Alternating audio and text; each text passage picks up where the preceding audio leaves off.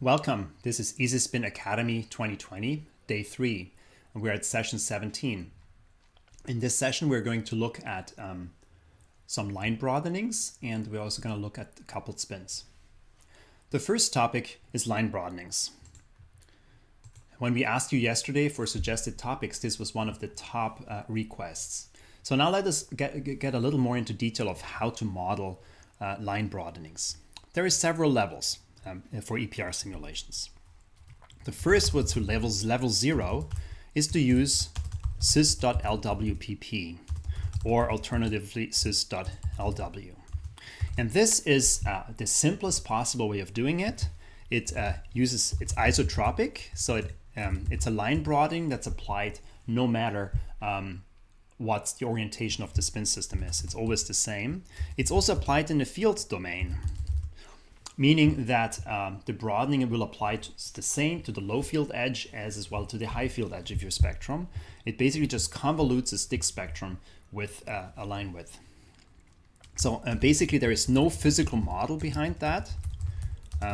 It's just a phenomenological approach to just wash out your spectrum to make it match a little more to the experimental spectrum.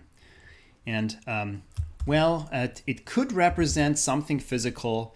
If LWPP is Gaussian, it could maybe represent unresolved hyperfine coupling, as long, of course, as it's isotropic. But unresolved hyperfine coupling is not always isotropic. If the Lorentzian convolutional broadening is kind of modeling if you have an isotropic lifetime broadening, so 1/T2 broadening, that's something you could represent with it. Or also exchange narrowing, which also gives roughly Lorentzian line shapes. For example, if you have a pure DPPH sample, you would have a narrow line and the line shape is Lorentzian, and then just a convolutional broadening is sufficient. So brief examples, starting out clean, specify a spin 1/2, and let's say a large anisotropic G tensor, and just broaden that by a Gaussian broadening with 2 millitesla full width at half maximum. That's what this LWPP means. No, it's a Gaussian broadening with a peak-to-peak broadening of 2 millitesla. So we can run this pepper, sys, and exp, but we need to define an experiment before that as well. Let's take the microwave frequency to be 9.5. That's what we're using. Okay. So now you can see here that no matter in which field position we are, all the lines have the same shape and the same width. It's a Gaussian broadening, and it's 2 Gauss peak to peak. So you can read off the peak to peak broadening here at the center, from here to here. All right, so this is level 0. This is a good place to start for solid state EPR convolutional broadenings. You can also include this in your slow motion simulations when you want to include some unresolved hyperfine splitting broadenings. But keep in mind that this is isotropic. Okay, then level 1 is when you use sys.hstrain. You should never use level 0 and level 1 at the same time, because these are two different approaches that can, in special cases, actually model exactly the same broadening. But H-strain is more general than LWPP. First of all, it's anisotropic. It's like a broadening tensor almost. So it has an X value and Y value and a Z value, and you can specify the broadening along the X axis and the Y and the Z axis separately. And for in-between orientations, then internally EasySpin calculates the combinations of X, Y, and Z. That's appropriate for that particular orientation. It is actually run in a frequency domain. So the broadening is not given in millitesla, like for LWPP, but it's given in megahertz. And basically, the physical model behind that, it is a Gaussian distribution of the energy levels. And so it kind of relates to the energy level specified by the Hamiltonian, and that's why the units are in megahertz. But there is no other like detailed physical model behind that. So why these energy levels are spread out or distributed, what the actual structural origin is not specified with H strain. H basically stands for Hamiltonian, and you can picture it just, it's at the level of the total Hamiltonian, there is some scattering energy levels. It's not broken down into the individual contributions to the Hamiltonian, Zeeman or hyperfine or zero field splitting. It's just the total Hamiltonian has some energy level fluctuations or distributions across the sample. So let's simulate that. sys.lwpp, let's set that to 0, 0. We don't use it. And let's set sys.hstrain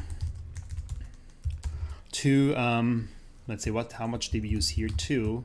So that's 2 millitesla would be 2 times 30 megahertz to get the equivalent.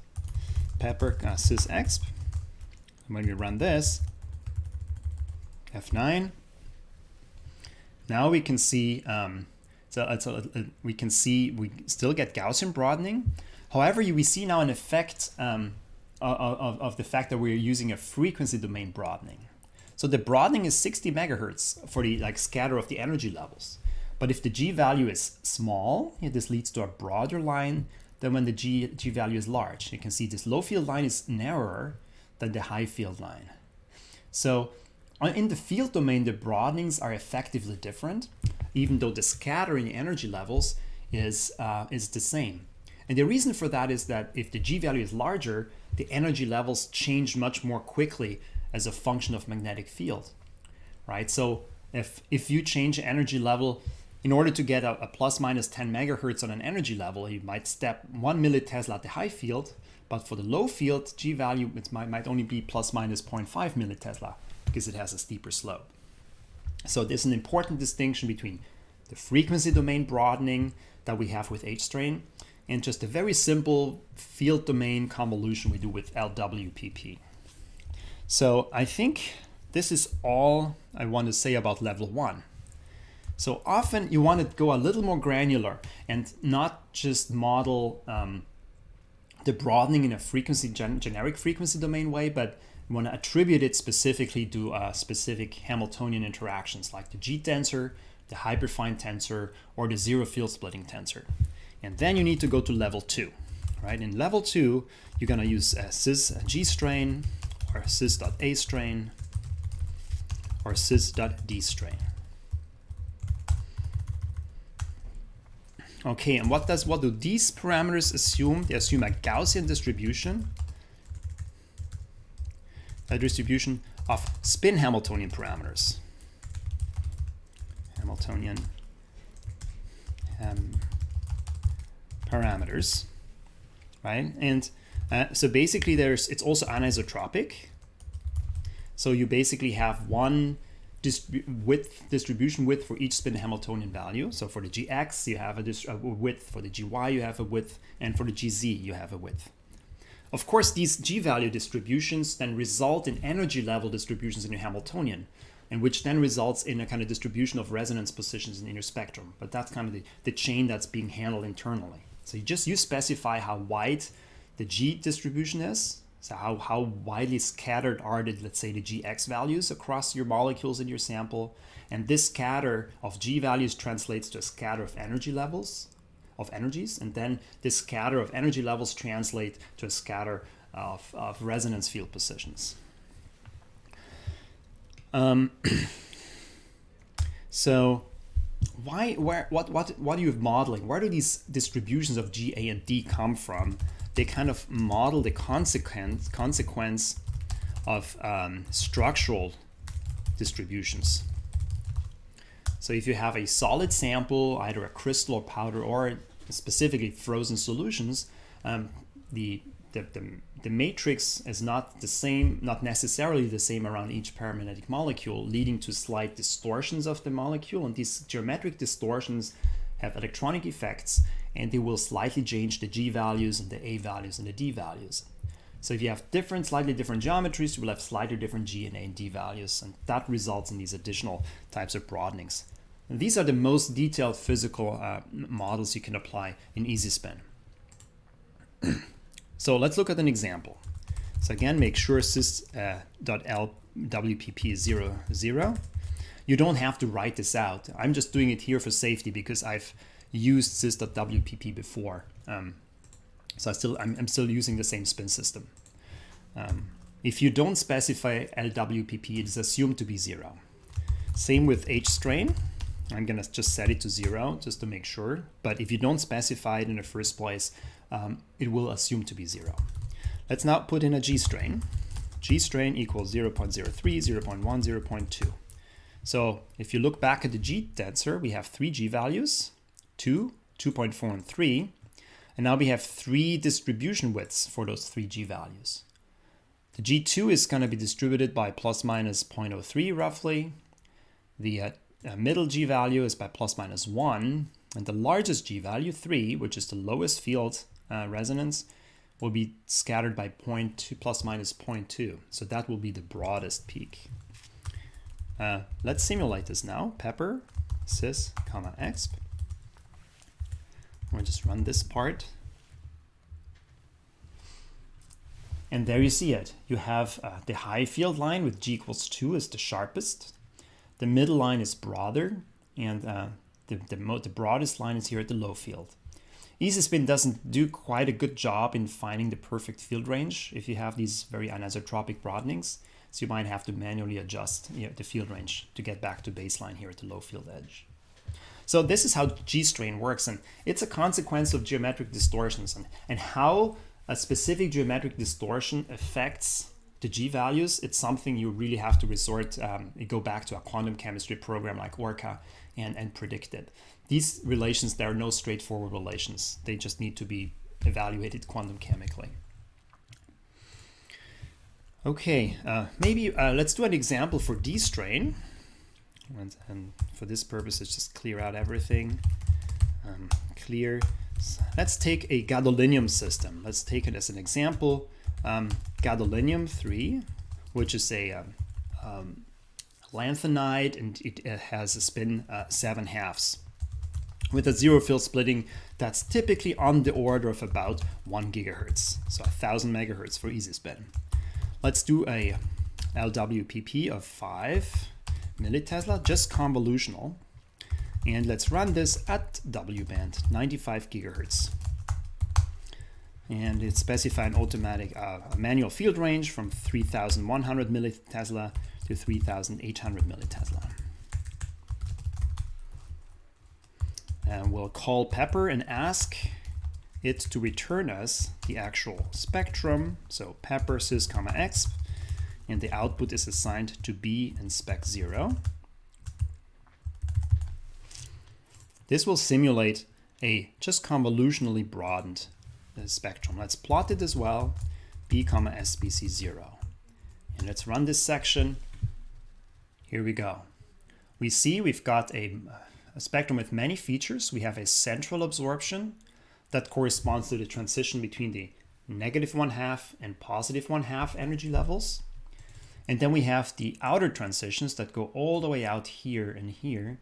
That corresponds to transitions from, let's say, -7/2 to -5/2, and so on. So for the larger M sub s quantum numbers. But as you can see, all the lines have the same width. And this is because we use just a convolutional field domain broadening, which for gadoliniums is completely inappropriate.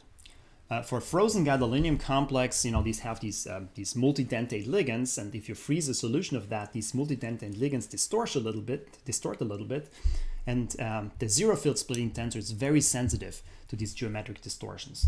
As a consequence, we have a large distribution of D values, and this can be modeled now very easily, of course, by setting D strain. So first, let's break down the spectrum into separate transitions. So opt.output equals separate. And let's also look at the absorption spectrum. I find that easier to look at. Let's quickly look at the plot. Cis, x, opt, simulating Pepper, just letting Pepper plot it for us right now.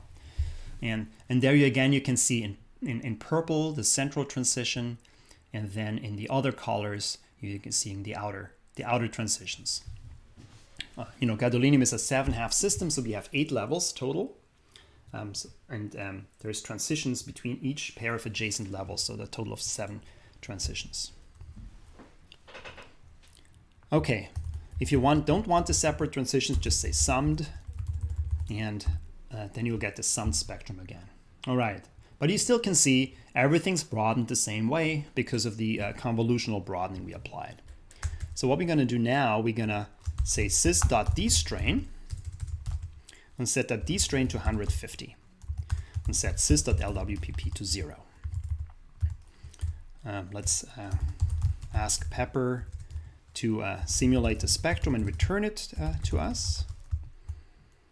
And then finally plot the result compared with the original broadening.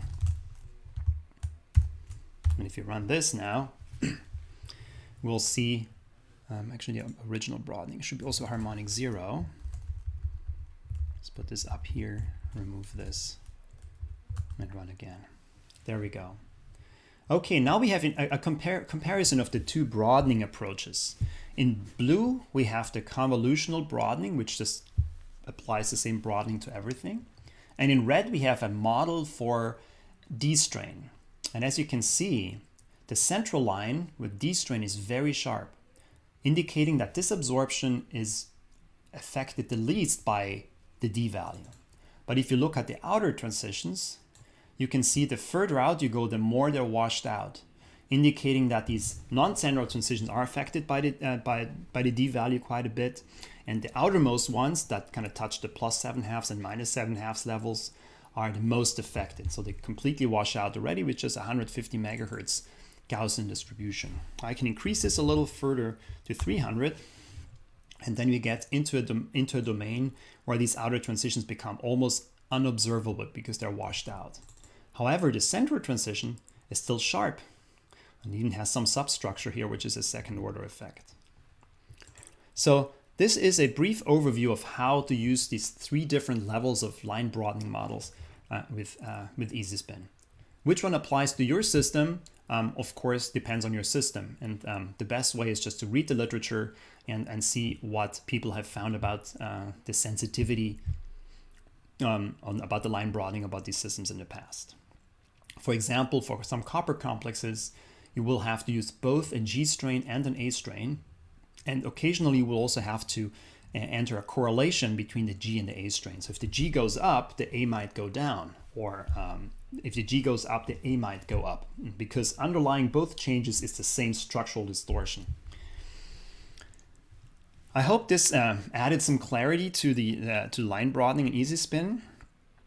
The second thing I wanted to show you here in this session is coupled spins, specifically dipolar coupled spins. So we're going to look at the effect of dipolar coupling.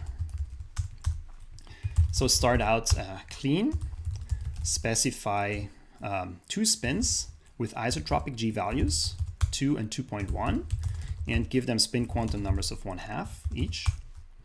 So this is isotropic for 2 spins. And add a dipolar coupling, let's say 100 megahertz, which is a very strong coupling, and then add just some broadening. We don't really care about what mechanism of broadening we have in this particular example here. Let's set the field to be at in 1.1 Tesla, that is corresponds to Q band, and then calculate the EPR spectrum with Pepper and just plot it. So what do we see? We see frequency dependent spectrum here. We've set a constant field. So at a fixed field, we will have these 2 spins resonate at different frequencies, right? And because they have different G values. And the one to spin with the lower G value will resonate at a lower frequency, which is this one here. This is the first spin. And the one at the higher G value would resonate at the higher frequency, right? Okay, and the splitting, of course, depends on the difference between the 2 G values. And then we have each of these 2 absorptions is split into 2, it's the so-called peak pattern. It's a result of the dipolar coupling between the 2 spins that we've entered with sys.dip. Okay, we should probably narrow the line broadening just a little bit to make it a touch sharper. Okay, yes, just for our purposes here, that looks good. So this is called a peak pattern, as a dipolar splitting pattern for one of the two spins.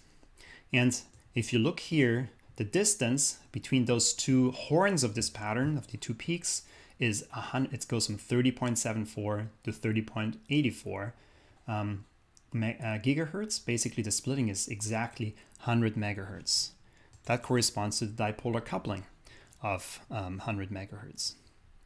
Okay, now let's increase this. Let's run this again. Increases to 200 megahertz. Yeah, it gets broader. 300 megahertz. And whoops, what happened? EasySpin automatically chose now a much larger frequency range. So if you zoom in, you will see that above 60 gigahertz, there's another transition that showed up. This is a double quantum transition that's now become slightly allowed because the dipolar coupling is fairly large compared to like the G difference between the spins. And you can also see that the spectra are getting a little more distorted now. Let's go to 400 megahertz. And the field range again got extended by EasySpin to the low frequency side. If you zoom in here as well, you should be able to see, yeah, there it is. That is the zero quantum transition. So if the dipolar coupling is very large relative to the delta G, you will see these forbidden transitions as well. We're gonna just limit ourselves to the allowed transitions. So we just gonna specify manual microwave range, let's say 29 to 35 gigahertz. And voila. So we're just excluding these other transitions, which we usually wouldn't measure anyway, because they're completely out of range, out of bandwidth of a spectrometer. Okay, now let's simulate a second spectrum with the same dipolar coupling, but this time we're gonna use the two G values are gonna have the same, the two spins are gonna have the same G value, 2.05 and 2.05. So there is no difference between the two G values. Let's simulate the spectrum. I'll just call it spec 1. Okay, and now plot these both spectra together. Okay. Now, if you run this, we'll get the red spectrum. Well, there's like two interesting things about this. First of all, there's this feature in the center that looks unintuitive. If you ever have an unintuitive feature you don't understand, the first thing to do is to check whether your spectral simulation is converged with respect to the orientations. So let's check that by adding opt.endNots and set that to, let's say, 31 to start, and feed opt into the simulation and see what happens. And I run it, and voila, the feature got smaller, clearly indicating this is an artifact from insufficient powder averaging. Let's go to 91, run again, and you see the feature is almost gone. Let's go maybe to 181, and we basically get a really smooth spectrum. So that takes care of the first difference. But now the second observation is that the splitting between the two horns of the red spectrum is, how large is that? It goes from 31.2 to 31.8 roughly. So it's 0.6 gigahertz, which is 600 megahertz. However, the splitting between the red peaks is only 400 megahertz. We entered a 400 megahertz dipolar coupling. And I get about one email every 2 months about this effect, asking about whether there's a bug in EasySpin. And actually, there is no bug. This is actually the physics. The dipolar coupling is 400 megahertz, and it will only lead to a splitting of 400 megahertz in the blue spectrum if the G values of the two spins are different enough, if they're far apart. This is called the weak coupling regime. So if the coupling between the spins is weaker than the difference between the two G values. But if the two G values are identical or very close, then we're in a so-called strong coupling regime. And there, the splitting does not reflect the coupling strength. There's a factor of 1.5 that has to be added.